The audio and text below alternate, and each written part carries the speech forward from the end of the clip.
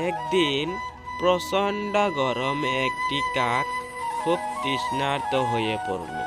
সে অনেক দূর উড়ে উড়ে জল খুঁজতে লাগলো, কিন্তু কোথাও জল পেল না।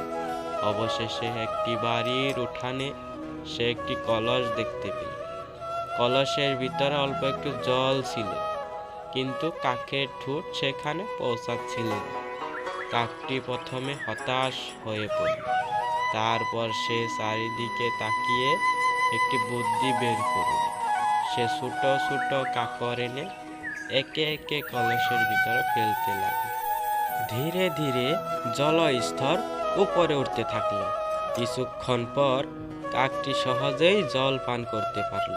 তৃষ্ণা মিটে গেলে কাকটি আনন্দে ডানা মেলে উড়ে গেল। এই ছিল আজকের একটি ছোট্ট গল্প।